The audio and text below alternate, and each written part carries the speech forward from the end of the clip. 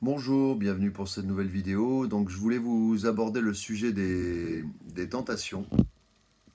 Les tentations qui nous suivent tout au long de notre vie, hein, et voilà, qui nous mettent à mal, hein. Je pense par exemple aux tentations par rapport aux substances, hein, telles que le tabac, le cannabis, l'alcool.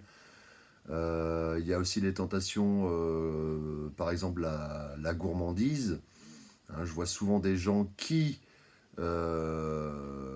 ne touche pas à toutes ces drogues, entre guillemets, mais faut savoir que la nourriture et le sucre en particulier, le sucre raffiné, le sucre blanc, est aussi puissant que la cocaïne, quoi, hein. Il est aussi addictif, et tout ce qui est graisse et compagnie. Et il faut savoir que le truc, c'est qu'il faut bien faire un parallèle entre le fait d'avoir une consommation modérée, donc une petite tentation, mais maîtrisée et contrôlée, et d'avoir malheureusement se laisser vraiment prendre par la tentation et sombrer dans quelque chose qui peut nous mettre à mal le psychologique, le physique, l'émotionnel, hein. Je prends par exemple le tabac. Alors au début, hein, voilà, petite tentation, hein, curiosité plutôt, curiosité, on va parler de simple curiosité, parce qu'au début c'est pas une tentation, ça devient une tentation par la suite quand on s'accoutume à la nicotine, mais au début c'est une simple expérience, une curiosité. Donc on allume une première cigarette, et puis une deuxième, on voit pas le danger justement, on voit pas le danger de dériver, hein. Je cite justement le livre Plus malin que le diable, qui est un excellent livre justement parlant du plan du diable par rapport à l'homme, hein, lui donner l'habitude de dériver, de partir vraiment dans un chemin très négatif, hein, mais très insinueusement, manière très subtile, hein. On ne le voit pas arriver, le danger, on ne le voit pas. Et ça peut être même par rapport... ça peut se retrouver dans plein de choses de notre vie, hein, mais je vais rester sur le fait des tentations. Et comment dire, la gourmandise, par exemple, hein, on va revenir à la gourmandise au niveau de la nourriture. Si on mange modérément des sucreries, un peu de matière grasse et tout ça, c'est pas dangereux. Par contre, quand ça comble un manque intérieur et que ça devient justement une addiction, là, ça procure du surpoids, et puis le surpoids procure de la maladie, voilà, hein. Et puis après, on peut plus se déplacer, hein. Ça va dans les cas extrêmes, on peut plus se déplacer, on peut plus faire de sport, et en fait, on est dans un cercle vicieux, on n'arrive plus à inverser la boucle. Et là, malheureusement, bah, il faut, enfin, malheureusement et bien heureusement, mais bon, j'aime pas trop le fait de triturer le corps justement pour arriver à maigrir, hein. Il faut laisser le corps, la création de Dieu, il ne faut pas la transformer. C'est à nous justement d'être capable de maîtriser notre corps, nos pulsions.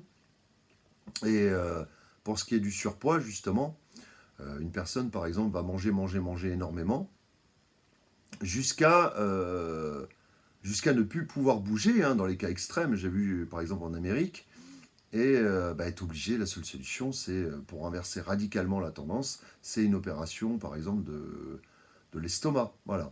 Donc voilà jusqu'où la tentation a amené la personne. Voilà.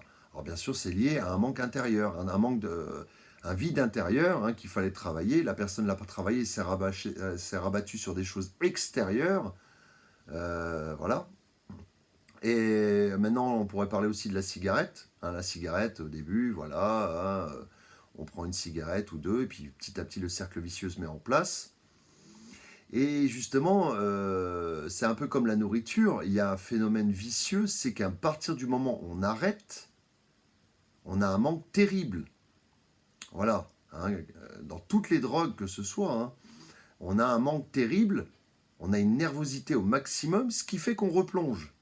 Et hop, on a replongé dedans, et on repart justement vers un chemin où on essaye de s'en sortir, on revient en arrière pour essayer de s'en sortir, et vite, ça nous ramène comme ça avec la nervosité, et ça nous tire, et ça nous tire, et ça nous tire vers quelque chose de toujours plus bas. Voilà, donc, et le truc, c'est de connaître les pièges du diable, entre guillemets, hein, par rapport à ces tentations. Ça peut être le plaisir de la chair aussi, hein.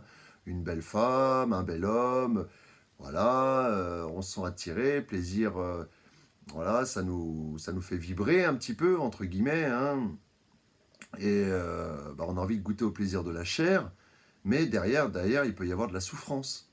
C'est-à-dire, on porte l'attention vers une personne, on donne toute son attention à une personne, hein, sans avoir fait un travail sur soi, sans s'être aimé soi-même. Hein, et voilà, c'est aussi un amour de soi. On porte tout l'amour sur l'autre et on se dit que l'autre est notre seule issue. Et le problème, c'est que si l'autre s'en va, on se casse la gueule. Voilà, et on tombe dans la souffrance. Et qu'est-ce qui se passe quand on tombe dans la souffrance? Eh ben, on a envie de réitérer le truc, et c'est un peu le phénomène des sites de rencontres. J'ai souvent vu des cas de figure où, un peu comme la nourriture ou le tabac, j'ai souvent vu des cas de figure où la personne était en rupture, et pour compenser cette rupture, parce qu'elle ne supportait pas la rupture, au lieu de la digérer, justement, et de se sevrer, retournait dans un schéma type où elle ressortait obligatoirement, rapidement, sans avoir digéré la relation, avec une autre personne. Exactement au même titre qu'une personne qui a arrêté de manger des sucres, qui se sent très nerveuse et tout ça, et qui replonge dedans. Voilà, c'est toujours les mêmes les similitudes au niveau des drogues et des pièges des tentations, justement. Et le but, c'est à la base, c'est soit ne pas commencer, ne pas y toucher. Alors bon, pour le sucre, vous allez me dire, c'est compliqué.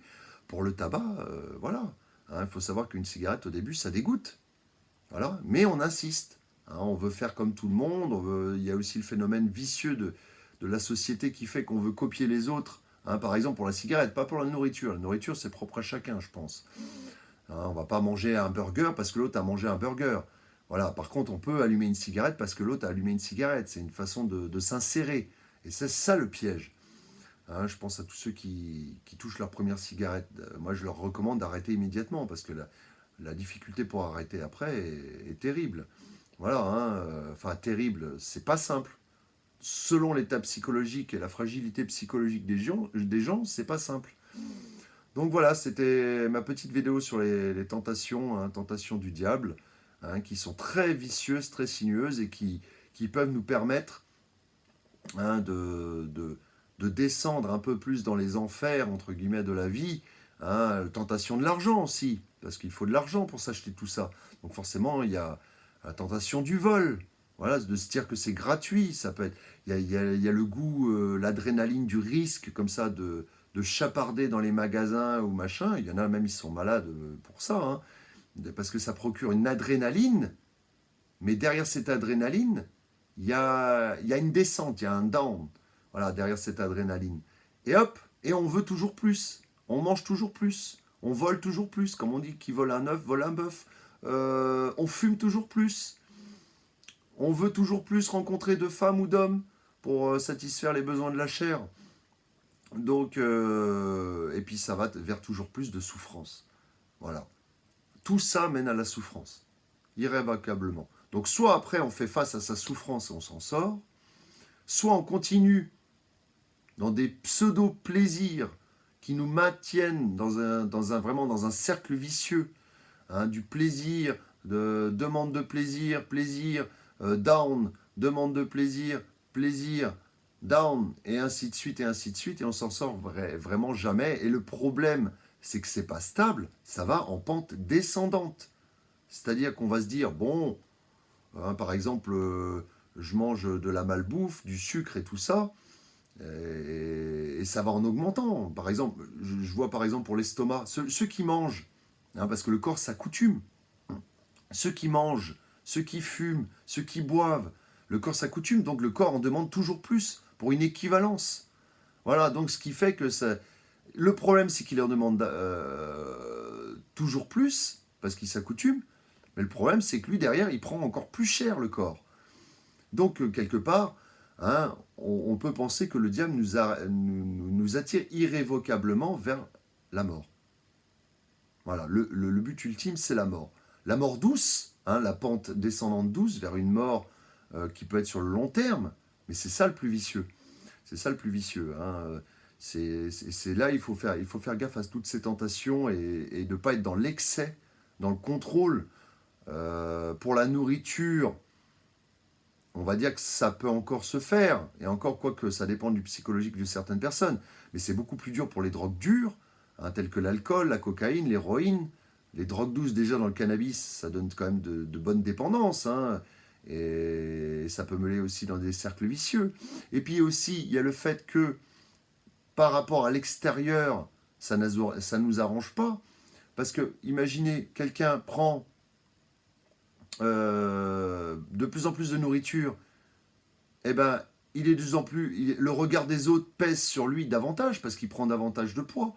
Et donc, ça l'entraîne déjà plus l'appétit de la nourriture, mais aussi plus le besoin de satisfaire de compenser un stress par rapport au regard extérieur qui fait que ça renforce ce cercle vicieux.